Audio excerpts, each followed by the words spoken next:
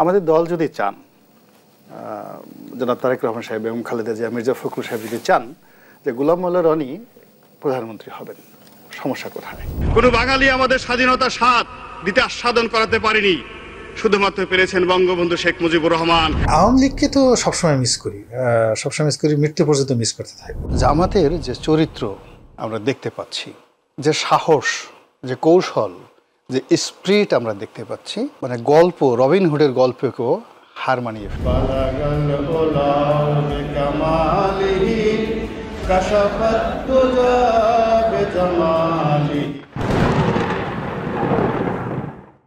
প্রিয় দর্শক, একটু মিলাদ ছিলাদ দিয়া পাক পবিত্র হয়ে নিলাম, কারণ আজকের পুরো ভিডিওতে গোলাম ময়লা রনিকে ল্যাংটা করিয়া, লুঙ্গি উদাম করিয়া, পা উপরের দিকে দুই দিকে দুইটারে বাইন্দা, তারপর ওই ফাঁকের মধ্যে কাঁচামরিচ ঢুকানো হইবে। ও কালকে ওর ফেসবুকে যা করেছে, এটা ওর মতো চোর তো সংসদে ঢুকছিল, ওই সংসদ সদস্য বহু পরের কথা। একজন সর্বোচ্চ লেভেলের কোনো মূর্খ মানুষও ওর মতো এই ভাষায় একজনের মাকে নিয়ে এই ধরনের কথা বলতে পারে না। সে এক নারী ছবি দিয়ে বলেছে ওই মহিলা নাকি আমার মা, এবং যা মনে চায় তাই লিখেছে, খুব জঘন্য ভাষায়। সেগুলো এখানে রিপিট করলাম না।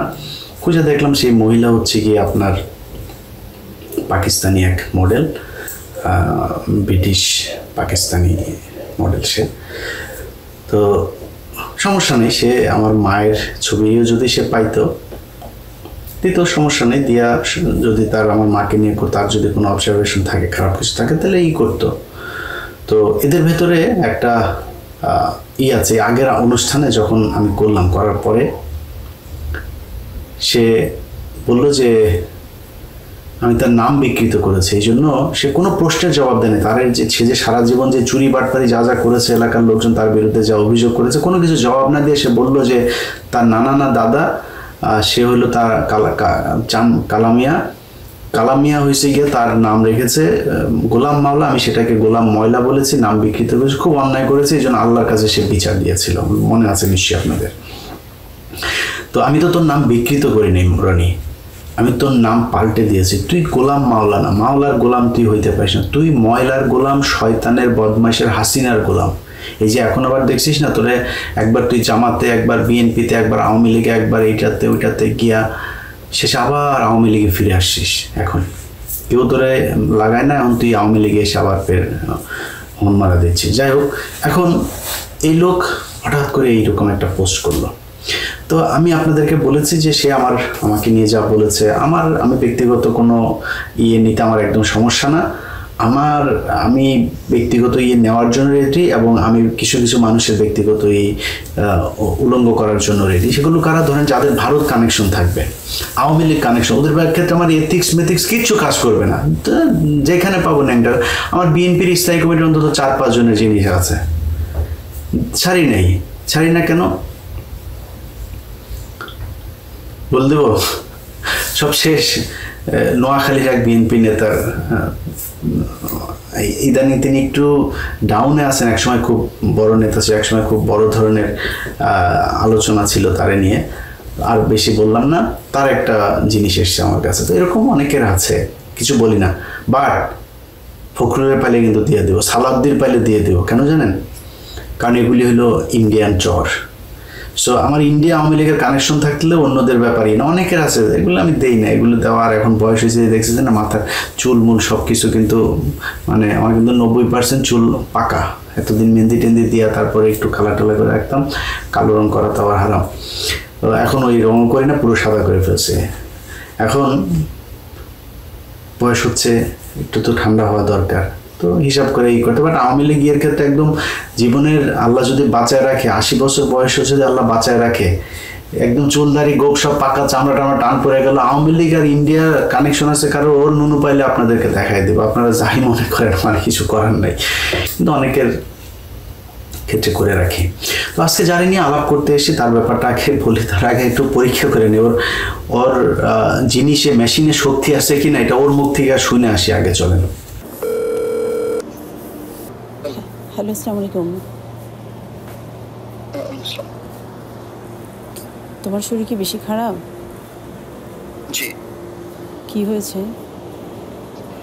এটা ক্লান্তি আর কিছু না। কালকে রাত ঘুমাতে পারি না, সারা রাত অফিসে আসছি, আসার পরে কাজ করে মধ্যে কারেন্ট চলে গেল, শুয়েছিলাম, এই উঠলাম, এই মাত্র নামাজে দাঁড়াবো আর কি।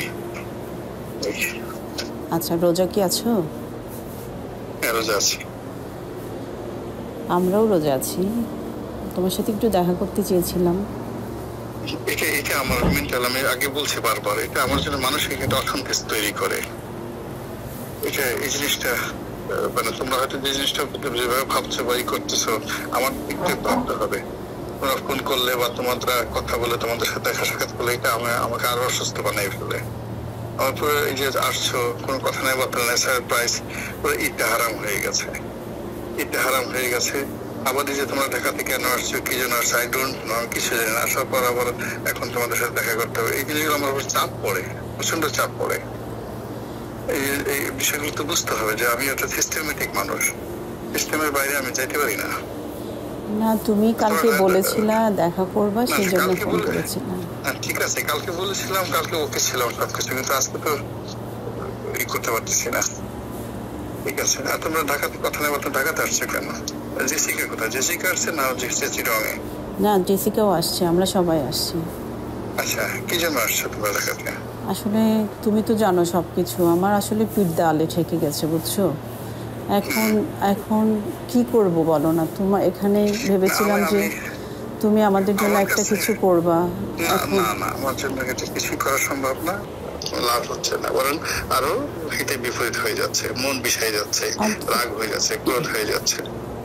অন্তত পক্ষে দুপুর বেলাটা যদি তুমি আমাদের সাথে একটু খাও, প্রতিদিন একটু দেখা করো, একটু তোমার টাচে থাকি, গার্ডিয়ান না তুমি আমাদের।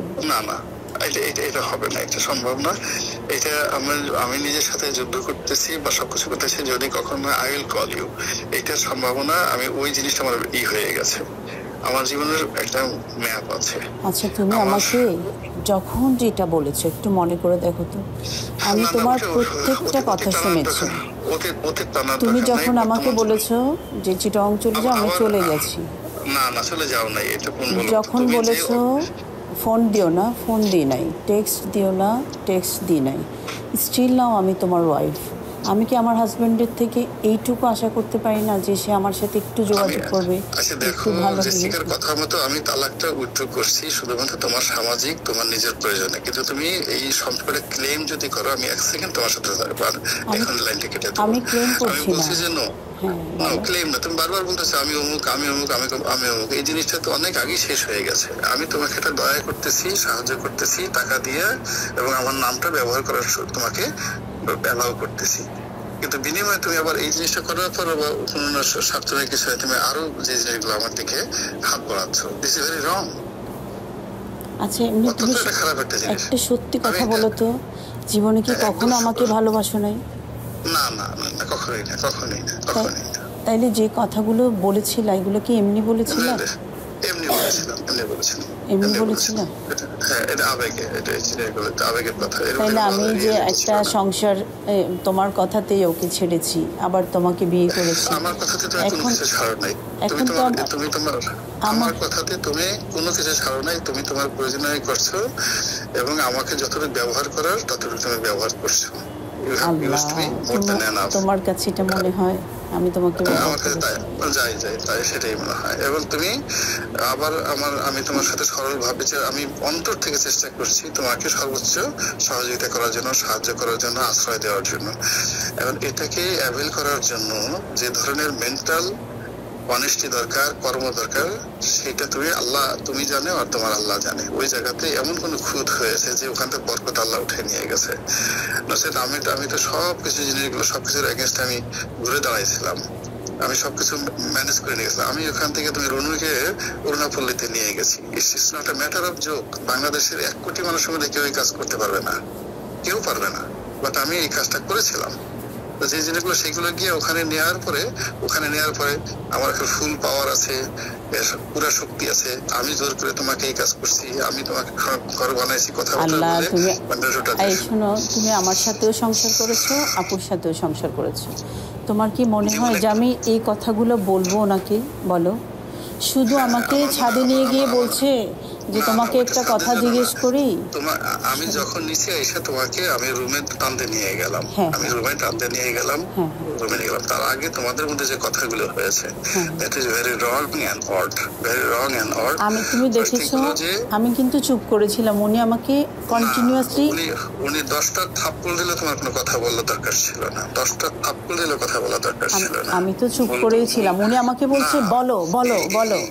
না না না, এই জিনিসগুলো সে যখন বলছে যে আমি তোমাকে বারবার বলছি যে আমার এই টোটাল ফিজিক্যাল ফিটনেসটা চলে গেছে, এইটা একটা বিশেষ অবস্থাতে হয়েছে, এটা তোমার সাথে থাকবে না কদিন পরে। আর তুমি সেই জিনিসটাতে সে যখন বলছে যে তার তো কিছু নাই, তুমি এই জিনিসটা হয়েছে কেন, আমি তাকে বলছি সে অত্যন্ত মেধাবী, খুব চালাক, আপনি দেখে বোঝা যায় না বোকা শোকা, কিন্তু যখন তুমি বন্ধু হিসেবে তাকে বাবা মনে হবে বোকা, কিন্তু যখন প্রতিদ্বন্দ্বী হিসাবে তুমি তার সাথে ফাইট করবা, তুমি এক সেকেন্ড তার সাথে টিকতে পারবা না। এই কথাগুলো তোমাকে বলছি, বলার পরে ছেলে মেয়েদের সাথে কথা বলে সব জেনে গেছে। তোমার সাথে কথা বলার সাথে সাথেই সে বলছে যে তার কোনো পাওয়ার নাই, পাওয়ার নাই, সে বলছে পাওয়ার নাই মানে ফুল পাওয়ার আছে। না কসম আমি এভাবে বলি নাই, আমাকে বলছে তোমাকে একটা কথা জিজ্ঞেস করি, তোমার ওর তো কিছু নাই না। আমি বলি কি ওর কিছু নাই মানে, বলে কি তোমাদের মধ্যে, আমি বলি কি না আছে তো, এটাই বললাম। বুঝছো আমি তো শোনো আমি তো মিথ্যা কথা বলি না, এটা তো তুমি জানো তাই না। আচ্ছা এই রসায়নটা আপনাদেরকে একটু বুঝাই দিই, আমি না বুঝাইলে বুঝবেন না, অনেক কঠিন রসায়ন। গোলাম ময়লা রনি তার বউরে, তার বড় বউ, আসল বউ যেটা, সেটা বলছে যে তার মেশিনে কাজ করে না, এই জন্য সে তার বউর সাথে বহুদিন ধরে কিছু করে না। বউ তো কামড়ে মরে বেগুন টেগুন দিয়া তারপরে ঠান্ডা হয়।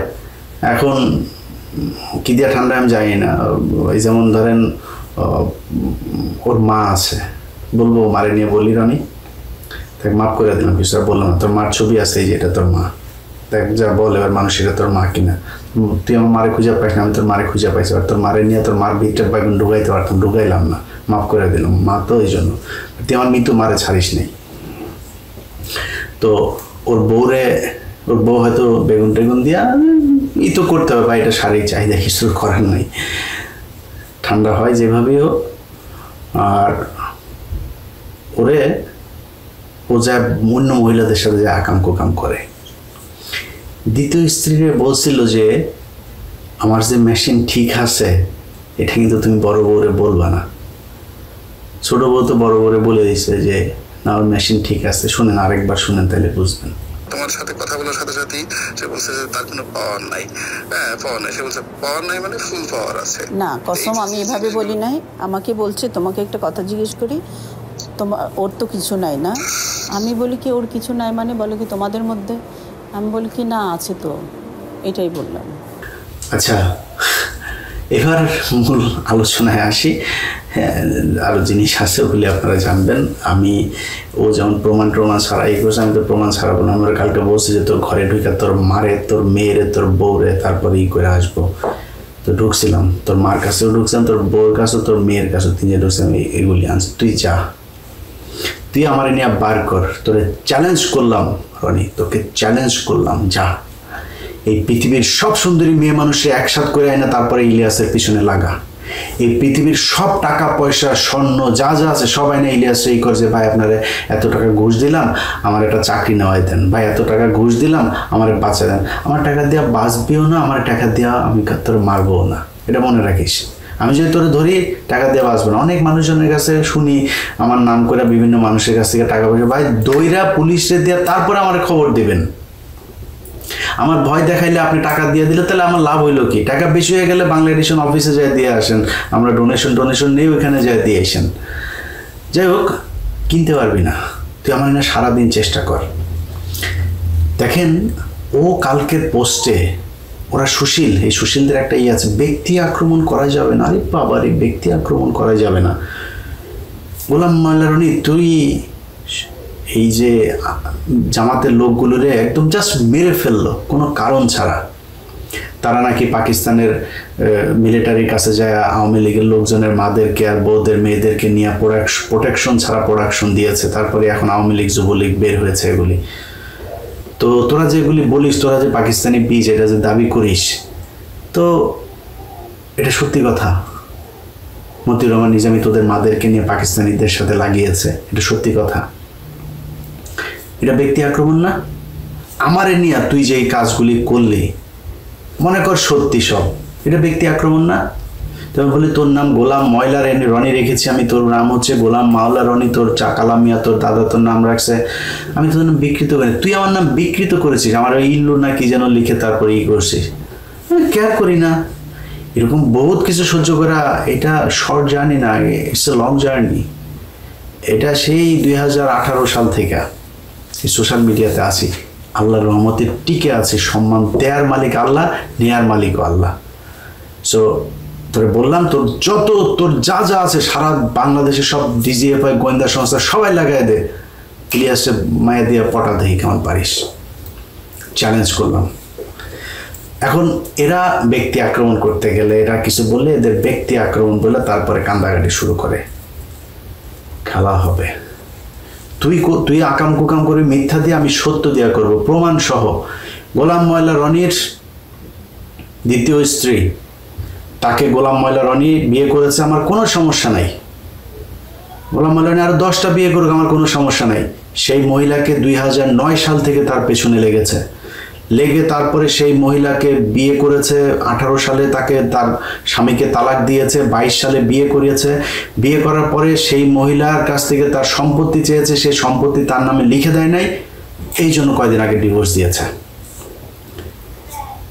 পৃথিবীর কোন আইন, কোন সভ্যতা, কোন মানবতা এটাকে অ্যালাউ করবে যে একজন নারীকে আপনি তার সংসার ভেঙে নিয়ে আসলেন, এনে তারপরে তার সম্পত্তির জন্য করলেন? সেই মহিলার ভাই নাই, মা নাই, বাবা নাই, বাবার সম্পত্তি বোনেদের মধ্যে বন্টন হয়েছে, বোনরা থাকে আমেরিকা, সে দেশে থাকে, সম্পত্তি সব সে দেখভাল করে। এই সম্পত্তি বাগিয়ে নেওয়ার জন্য গোলাম ময়লা রনি তার পিছনে লাগলো, বিয়ে করে টাকা পয়সা সম্পত্তি দেয় নাই, মহিলারা ছেড়ে দিল। আপনাদেরকে বলেছে যে আমি ফাও কথা বলবো না, চলেন আমরা ওই নারীর কাছ থেকে শুনে আসি যে গোলাম ময়লা রনি তার সাথে কি কি করেছে। চলেন। হাজব্যান্ড থাকাকালীন মানে রনি কেন আপনাকে বিয়ের প্রপোজ করতো? আমি একটা বলি রিয়াজ ভাই, ও কখনো আমাকে মানে প্রেম করার জন্য অফার করে। ও জানে আমার হাজব্যান্ড আছে, বুঝছেন? এবং হাজব্যান্ড থাকার পরও সে আমাকে দেখেছে, কিন্তু সে আমাকে বিয়ের কথাটা বলতো, বুঝছেন? আমি বলি কি, দেখেন আমার তো হাজব্যান্ড আছে আর আমি তো ভালো আছি, আমি তো আপনাকে বড় ভাই হিসেবেই জানি। হ্যাঁ, আপনি যদি বিয়ে করতে হয় অন্য কাউকে করেন, তখন সে চুপ হয়েছে, তার কিছু বলতো না। আবার ধরেন অনেকদিন পরে গিয়ে আবার বলছে যে আমি ফ্যামিলিতে আমি অনেক অশান্তিতে আছি, ফারসানা দেখো আমি অনেক অশান্তিতে আছি, তো আমি তো আসলে মানে আমি ইসলামের বাইরে যেতে চাই না, আমি তোমাকে বিয়ে করতে চাই। তো পরে সে আমাকে বললো যে না, আমি এক কাজ করি, হোটেল রেডিসনে রুম বুক করি, আমি থাকবো ওখানে, আমি তোমাদের বাসায় গিয়ে সিগনেচারটা করে আবার রেডিসনে এসে রেস্ট নিব। আবার যেতে যেতে বললো যে না, যেহেতু মা আম্মা মানে আমার আম্মা আছে, হ্যাঁ আম্মার বাচ্চাদের জন্য একটা রুম নিলাম, তারপর আমি একটা রুমে থাকবো, সবাইকে নিয়ে রেডিসনে আসো, ওখানেই বিয়েটা হবে। তো আমি সবাইকে নিয়ে রীতিমতো তার সে যেভাবে সিদ্ধান্ত নিয়েছে ওভাবে একটা মানে ওসি বলে সিবিআই এর একজন ওসি, ওনার ফুল ফ্যামিলি, তারপর হচ্ছে আমার একটা ফুফাতো ভাই, আরো কিছু গেস্ট, তারপরে আমাদের টিপসের যিনি হুজুর উনি, তারপরে হচ্ছে আপনার কাজী, এরকম বেশ কিছু লোকজন আমরা ওখানে গেলাম। শুক্রবার দিন জুমার ঠিক আগে আগে করে বিয়েটা হলো। তারপর কাজী সাহেব ওখানে গেলেন, যাওয়ার পর ও বললো আজকে 13 তারিখ, এই জন্য আপনাকে 13,000 টাকা দিলাম, আজকে যদি 30 তারিখ হতো আপনাকে 30,000 টাকা দিতাম, কাজীকে বলছে। আবার আমাদের হিপসের যে হুজুর বিয়ে পড়িয়েছে ওনাকে 2,000 টাকা দিয়েছে। দেওয়ার পরে সবাইকে নিয়ে তারা আবার বাইরে চলে গেল, খেলো টেলো, আমাদের জন্য আবার যে রেডিসনের লাঞ্চের প্যাকেট নিয়ে আসছে। আচ্ছা, এরপরে সে শুক্রবার শনিবার রোববার দিন 1:30টার সময় চলে আসছে রোববার। এর মধ্যে তার বড় ছেলের বিয়ে হলো। বড় ছেলে বিয়ে হওয়ার পরে আমি বললাম কি আমি কি আসবো? বলে কি হ্যাঁ তুমি আসো। আমি বললাম আমি গেলে আমি কি পরিচয় দিব, কি সবার সাথে পরিচয় করাই দিব না? বলে কি আসলে এই মুহূর্ত থেকে সম্ভব না, তাহলে তুমি বেটার হয় মানে আমি বলি তাহলে আমি না আসি, কারণ আমি ওখানে যাব, সবার সাথে দেখা হবে, আমি কি ওখানে অভিনয় করা সম্ভব না। বলকি আচ্ছা ঠিক আছে, তুমি যেটা বেটার মনে করো ওটাই করো। আমি আসলাম না বিয়েতে। ছেলের বিয়ের পরে এর মধ্যে আবার বাড়িটা রেডি হয়েছে ওনা বলবি, রেডি হওয়ার পরে ওই যে ওদেরকে নাকি একবার নিয়ে গেছে, বলে কি বাইরে তোমার জন্যই করেছি। তারপর ওদেরকে একবার নিয়ে আসলাম, যাওয়ার পরে মানে ছেলে মেয়ে তারপর ও ফার্স্ট ওয়াইফ এরা সবাই রাগারাগি করে ওকে একা ওই বাড়িটাতে ফেলে সবাই যে যা মতো চলে আসছে। আমি বলি কি সমস্যা আমাকে বলো তো। বলে কি এখনই বের হবো। আমি বলি কি, বলে কি আমি এখন পুলিশকে কল দিব। আমি কল দাও, তুমি পুলিশ আনো, আমিও মিডিয়াকে ডাকবো। আমি তোমার ওয়াইফ, আমি আমার হাজবেন্ডের অফিসে আসতে পারবো না, তোমার সাথে কথা বলতে পারবো না, এটা কি ধরনের নিয়ম? হ্যাঁ, তো ও দেখি সত্যি সত্যি পুলিশ কল দিল। কল দেওয়ার পরে ওই যে শাহবাগ থানা থেকে আসলো, আসার পরে ও দেখি যে ওই মহিলাকে ফোন দিয়েছে ফার্স্ট ওয়াইফকে। তো সেও অন দা ওয়েতে শাহবাগ থানায় পুলিশ আসছে।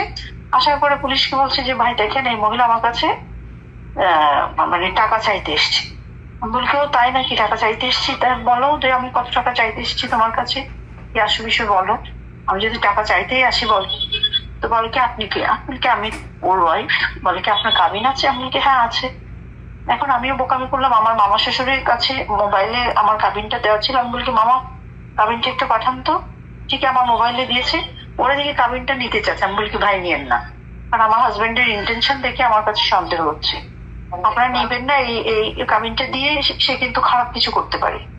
হ্যাঁ, পরে আবার বসলো, বসার পরে ওই ফার্স্ট ওয়াইফ আসছে, আসার পরে পুলিশকে বলছে যে ভাই দেখলেন এই মহিলা আমাকে চিটাগাং হ্যাপনোটাইজ করে নিয়ে গিয়ে একটা কি কাগজের মধ্যে এরকম টোকা দিয়ে ফু দিয়ে আমি বেহুশ হয়ে গেছি। তারপর আমার যখন হুঁশ ফিরে আসে তখন দেখি আমি অসংলগ্ন অবস্থায় হসপিটালে বেডে পড়ে আছি, আর এই মহিলা আমাকে বলছে সে তার সাথে আমার বিয়ে হয়ে গেছে। তো এবং বিয়ে হওয়ার পরে সে দেখি যে কাবিনে আমার সিগনেচার করা। আমি বলবো তাই নাকি? বললাম মোল্লা রনি তুমি 7 বছরের বাচ্চা, তোমাকে আমি ঢাকা থেকে চিটং নিয়ে গেছি। তারপর আমি বলি কি কাহিনী সুন্দর লাগে, মিথ্যা এভাবে বলতে হয় না। হ্যাঁ, আমি বলি কি তুমি কি এভাবে মিথ্যা কথা বলছো, আল্লাহ গজব পড়বে না তোমার উপর? বলে কি আমি যদি মিথ্যা বলি আমার উপর আল্লাহ গজব পড়বে, আর যদি তুমি মিথ্যা বলো তোমার উপর আল্লাহ গজব পড়বে। তারপর আমি বলি কি ভাই দেখেন আমি তখন পুলিশকে কাহিনীগুলো বললাম, আমি আমার লাইফে অনেক ভালো ছিলাম, সে বারবার বোঝায় আমাকে নিয়ে আসছে। হ্যাঁ, একটা জীবন থেকে আরেকটা জীবনে নিয়ে আসছে। এখন এই অবস্থায় এসে যদি সে আমার সাথে যা শুরু করে সেগুলো করে, আমার মেয়েটাকে আমি কিভাবে বিয়ে দিব? যখন জানবে যে আমার মেয়ে তার মায়ের 2টা জায়গায় সমস্যা হয়েছে, আমার মেয়েকে আমি বিয়ে দিতে পারবো? তখন পুলিশটা খুবই বোঝালো তাকে, বোঝায় বলে কি স্যার ও আরো অনেক কথা বলছে যেগুলো আমি আপনাকে মানে আমার নেগেটিভ অনেক কথা, না আমার চেয়ে খারাপ মানুষ পৃথিবীতে আরেকটাও নাই তার ভাষ্য। এটা কোন থানা? শাহবাগ থানা? শাহবাগ থানা, হ্যাঁ শাহবাগ থানা। কতদিন আগে ঘটনা এটা? এটা হচ্ছে এই ধরেন 1.5 মাস আগে, 1.5 মাস। হ্যাঁ, শাহবাগ থানা থেকে আচ্ছা গেছে। আবার পুলিশ কে গেছিল?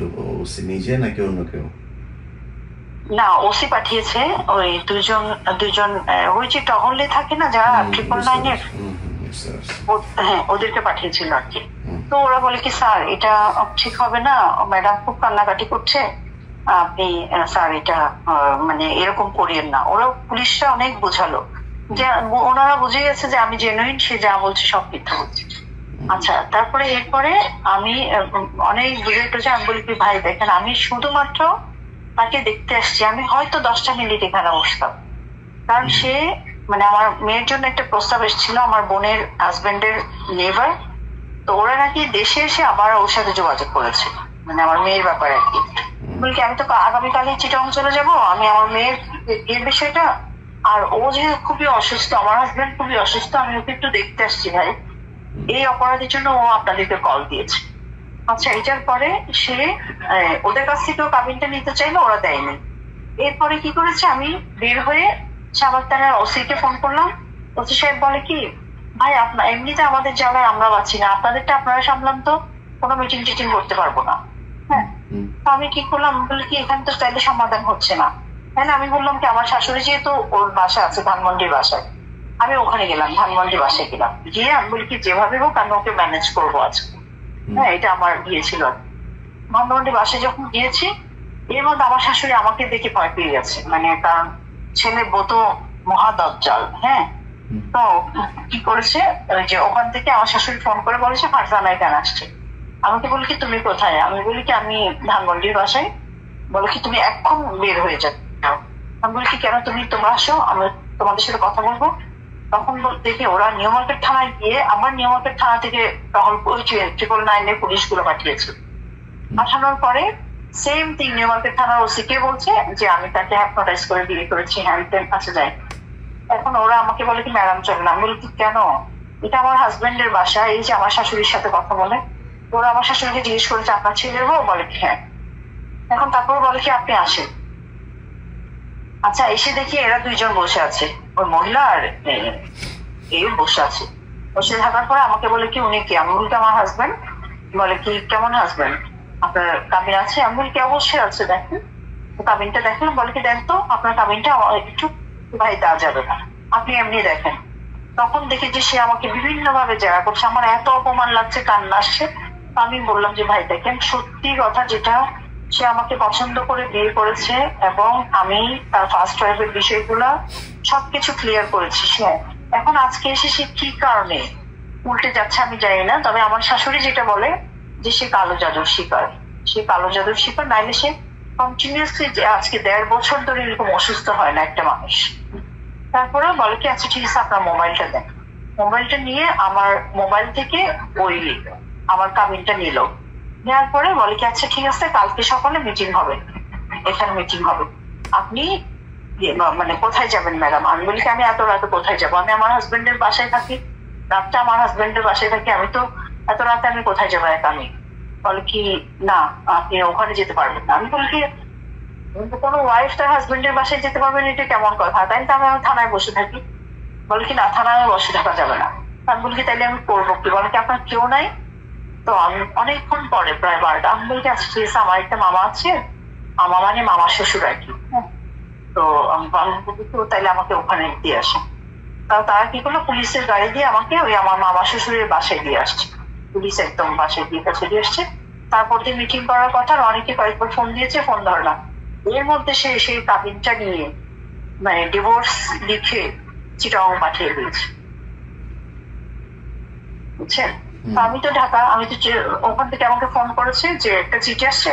আমি বলি কি চিঠি? বলে কি এই যে ওর অফিসের অ্যাড্রেস বলেছে। আমি বলি কি ভাই চিঠিটা আপনি রিটার্ন দেন, যেহেতু আমি নাই। হ্যাঁ, রিটার্ন দেওয়ার পরে দ্বিতীয় দিন আবার মানে যেদিন মিটিং হওয়ার কথা তারপর দিনের পর দিন 4টার সময় মিটিং এর ডেট দিয়েছে সে। তো আমি গেছি, আমি যখন নামাজ পড়তে গেছি উপর আসর নামাজ, তখন আমার আরো 2টা মামা শ্বশুর ছিল, মানে আমি নিয়ে গেছি আর কি ওখানে। তখন সে নাকি বলেছে যে সে আমাকে ডিভোর্স দিয়ে দিয়েছে কাজীকে ডেকে কাজের সামনে, এখন মানে তার আর কিছু করার নাই। এই হচ্ছে গোলাম ময়লা রনি। এই গোলাম ময়লা রনি টেলিভিশনে পত্রিকায় গিয়ে কলাম লেখে, টক শোতে অংশ নেয়, ইউটিউবে এসে বড় বড় কথা বলে। আরে বেটা, আমি ইলিয়াসের নামে যেদিন কিনা ঢাকা শহরে আমার বাপ যা রেখে গিয়েছে তারপরের 1 ছটাক জমি হবে, আমেরিকায় 1 ছটাক বাড়ি হবে, গাড়ি হবে, সেটার জন্য আমি জবাব দেব। আমেরিকায় যদিও একটা বাড়ি আর একটা গাড়ি সবারই না হওয়া অস্বাভাবিক, হওয়া স্বাভাবিক। 1 বাড়ি আর 1 গাড়ির পরে যেদিন চলে যাবে সেদিন বুঝবি যে ওই 2 নাম্বারই করা শুরু করেছে। তোর এত টাকা পয়সা, এত বাড়ি, এই যে জাহাঙ্গীরনগরে যেটা বললো যে অরুণাপল্লীতে যেই বাড়ি, বিশাল বাড়ি, সুইমিং পুল টুল করে, এই বাড়ির টাকা তুই কোথায় পাইলি, এটার জবাব দিতে হবে। আমি দুর্নীতি দমন কমিশন, পুলিশ প্রশাসন যারা আছেন তাদেরকে বলবো যে গোলাম ময়লা রনির ব্যাপারে খোঁজ নিতে হবে। আর রনি, তোরে বলি এবং তোর সাথে সাথে আমার যারা দর্শক আছে তাদেরকে আমি বলি, ভাই শুরুতে যেটা বললাম যে বয়স হয়েছে, তো এখন এইসব বিষয় টিষয় নিয়ে, এগুলো সংবেদনশীল বিষয়, এগুলো নিয়ে কথাবার্তা বলতে গেলে একটু হুশ করে বলা উচিত, সবারই বলা উচিত। আমি নিজেও এটা মনে করি। আর কারো ব্যক্তি লাইফ সামনে আসুক, যে একটু আগে বললাম ইন্ডিয়া ভারতের ব্যাপারে আমার ধর্ম আমি মানব না। আমার যদি জিজ্ঞেস করেন যে ভাই ইসলাম মানবেন কিনা, ওইটার ক্ষেত্রে আমি আল্লাহর কাছে মাপ চাই নিব, আল্লাহ মাপ করে দিয়েন। আমি এদের ক্ষেত্রে টর্মর কোনো প্যারামিটার আমি মানতে যাব না, যেমনে পারি ওদেরকে ভরে দেওয়া হবে।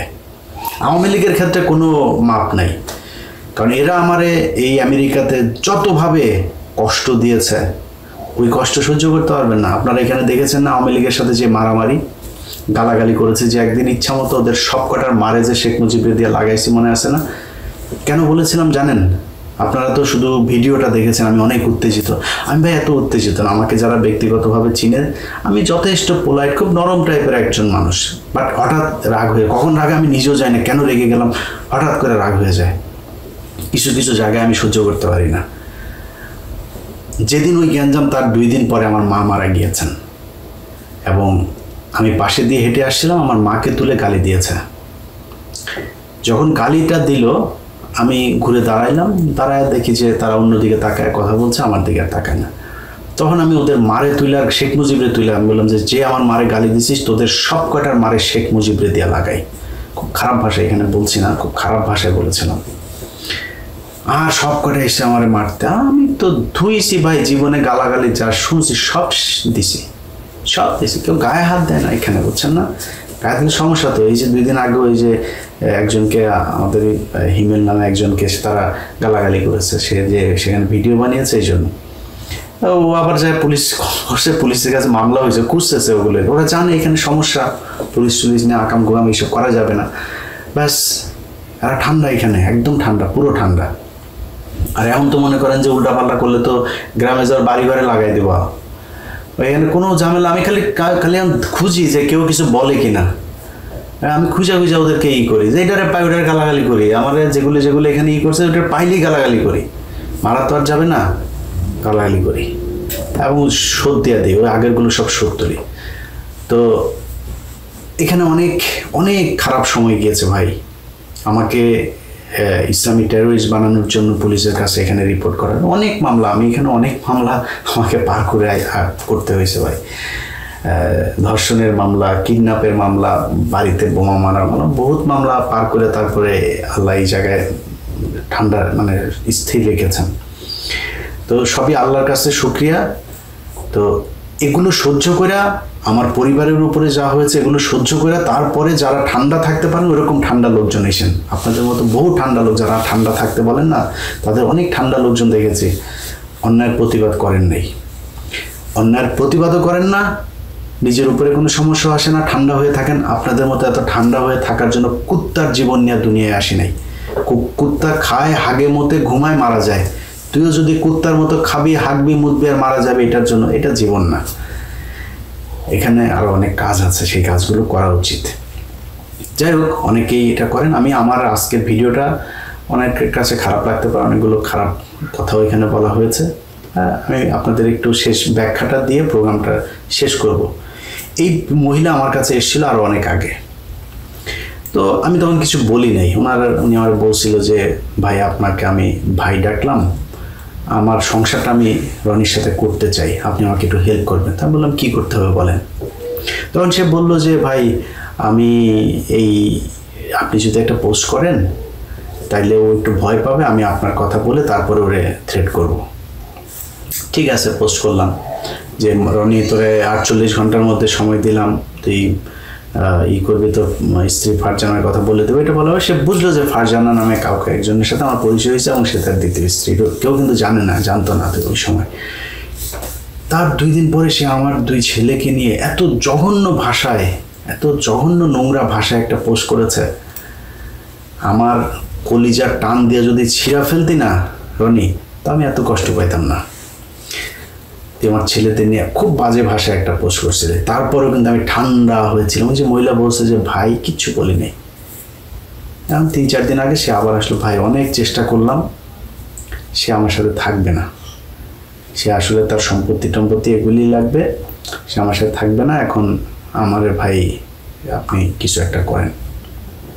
আমি বললাম কি করবো আপা, আমার কাছে যে সুযোগ আছে, আমি তারপরে সংসারে ওরে বলে করতে পারবো, ওর সাথে আমি কথা বলতে পারবো না, আপনি করেন, যদি অনুমতি দেন তাহলে আমি ভিডিও, আপনার বক্তব্য এগুলো আমি চালাইতে পারি। তো বললো না ভাই, আপনি একটা কাজ করেন, পোস্ট করেন। আমার আগের পোস্টটা তো মনে করছে যে আমি করছি, আমি করাইছি আপনাকে দিয়ে, ও যেন মনে করে ওর প্রথম স্ত্রী আপনাকে দিয়ে পোস্ট করেছে, এরকম কিছু একটা লিখে পোস্ট করেন।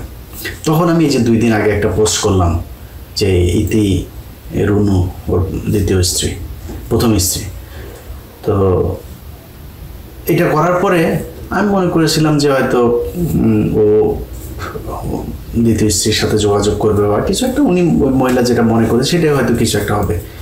অবাক হইলাম, সে আমার মাকে নিয়ে যা মনে চায় তাই পোস্ট করে আসে, এটা ই করলো। ও বুঝতেই পারেনি আমার কাছে ওর কি কি জিনিস আছে। তো আমি দেখেন আপনাদের কাছে বিচার দিলাম যে আমি আমার ধৈর্যের সর্বশেষ সীমানা পর্যন্ত অপেক্ষা করছি। ও যদি আমার এরকম কোনো কিছু পাইতো, আমি আপনাকে গ্যারান্টি দিলাম, ও না বহু এই জগতে বহু মানুষজন আছে ভাই, আমার এ নিয়ে পাইলে সে পৃথিবীর সব দিয়ে তারা আটকানো যাবে না, আগেই আপলোড দিয়ে তারপরে অন্য কথা। পায় না, সমস্যা হলো এইটা। এই জায়গায় আমার আটকাইতে, আমার সাথে বিশাল গ্যাঞ্জাম। কয় না ও সৎ আছে, জাউরা শালা একটা বদমাইশ, কিন্তু সৎ আছে, ওরে কিনা যাবে না। কিন্তু মা ও জাউরা, খুব জাউরা ভাই, আমি খুব খারাপ, আমার কেনা যাবে না, আমার মেয়ে মানুষ দিয়ে ফাঁসানো যাবে না, আমার ঘুষ দিতে পারবে না, আমি দুর্নীতি করি না, আমি সেল হই না, কিন্তু আমি খারাপ। খারাপ কোন দিক দিয়ে বল, কোন দিক দিয়ে খারাপ সেটা বল, এইটা বলতে পারে না। তো সেইটা করলো, গালাগালি করে যা মনে চায় তাই লিখলো। আমি কিন্তু তার এটা আটকে রেখেছি এবং শেষ পর্যন্ত চেষ্টা করেছি যে এটার একটা সঠিক সমাধান হোক। আমি ভিডিও দিয়ে তারপরে কিছু মানুষ খুব মজা পাবে, দেখবে, না করে আমি মহিলাকে করেছি। কিন্তু শেষ পর্যন্ত রনির কারণেই সেটা আর হইল না, আপনাদের সামনে আনতে বাধ্য হইলাম। এই দেশের মানুষের কাছে বিচার দিয়ে গেলাম। এই ধরনের একজন অসভ্য অভদ্র মানুষ, তাকে কোনো রাজনৈতিক দলে নেওয়া তো বহু দূরের কথা, আমি প্রশাসনের কাছে বলবো এবং মোস্ট প্রবাবলি আপনারা জানতে পারবেন তার নামে একটা নারী নির্যাতন মামলা হবে। আমি আমার ব্যক্তিগত কোনো কারণে তার বিরুদ্ধে মামলা টামলাতে চাইতে চাই না। আমি চাইলে ওরে আমি খাইয়ে দিতে পারি, এখন ধরাই দিতে পারি। আমার মামলাটাই এনাফ ওর জন্য। আমার পরিবারে কেউ ওরে নিয়ে একটা মামলা করে দিতে হবে। আমার পরিবারের মানুষ ভাই বহু নিরীহ লোকজন, এরা কখনই আমার এই জগতে থাকা পছন্দ করে না। আওয়ামী লীগ এখনও ধরেন, আমি এই যে সেনাবাহিনী টাইনি নিয়ে করি, আমার একটা ভাই আছে অফিসে, আমার বাংলা এডিশনে, অফিস করা বন্ধ করে দিয়েছে। আমি এগুলি আপনি যদি এগুলি করেন আমি আপনার অফিস টফিস করবো না, এই টাইপের অবস্থা। কিন্তু আমি ভাই নিরীহ পরিবারের সন্তান, আমার এদেরকে এখন মামলা টামলা জড়াইতে চাই না। এই দেশের মানুষের কাছে বিচার দিলাম। আর তার স্ত্রী যদি মামলা করে, পুলিশকে বলবো কোনো ধরনের ধানাই পানাই না করে তাকে দ্রুত গ্রেপ্তার করবেন, এর জেলে থাকা উচিত। এই যে অপরাধ করেছে, এটার জন্য একটা নারীর সংসার ভেঙে তারপরে তাকে নিয়ে এসে শুধু সম্পত্তির জন্য তাকে এখন তার ভালো লাগে না, সে থাকবে না, এটা বলে শেষ করে দিল।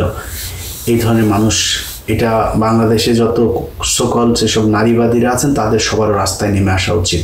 একটা নারীর জীবন এইভাবে ধ্বংস করে দেওয়া, এটা কোনো পয়েন্ট থেকে কোনো ডেফিনেশনে এটাকে হালাল করা যাবে না। যাই হোক, অনেক কথা হইল ভাই।